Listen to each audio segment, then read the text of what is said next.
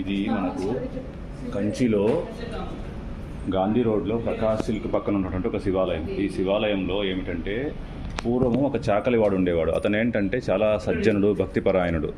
ఆయన ఎవరైనా భక్తులు ఇలాంటి వాళ్ళు కనిపిస్తే వాళ్ళకు ఉచితంగా బట్టలు ఉతికిచ్చేవాడు అనమాట. ఒకసారి ఈయన భక్తిని పరీక్షించాలని చెప్పేసి శివుడు ఒక సన్యాసిలాగా వచ్చాడు. అది ఇక్కడ మనం ఈ విగ్రహంలో బొమ్మలో చూడొచ్చు. ఇక్కడ చూసి వచ్చి ఆయన సరేనాయనా అని చెప్పి ఆయన ఈ చాకలి వ్యక్తి నేను నీకు బట్టలు పిండిస్తానులే స్వామి అని చెప్తాడు. ఆ సిద్ధుడు ఏం చెప్తాడంటే ఆయన మరి నాకుండేది ఒకే ఒక్క జత రేపటిలోపు పిండి ఉతికి ఆరేసి ఇవ్వాలి అని చెప్తే సరే అని చెప్తాడు. ఇదేముంది స్వామి, ఎండాకాలము హాయిగా ఆరిపోతాయి, మీకు ఇస్తానులే, నిశ్చింతంగా ఉండండి, మాట తప్పనులే అని చెప్తాడు. కానీ శివమహిమ వల్ల ఏమవుతుందంటే మరుసటి రోజంతా బాగా మబ్బులు కమ్ముకొని వర్షం పడిపోతుంది. అప్పుడు ఆ బట్టలు ఆరవు.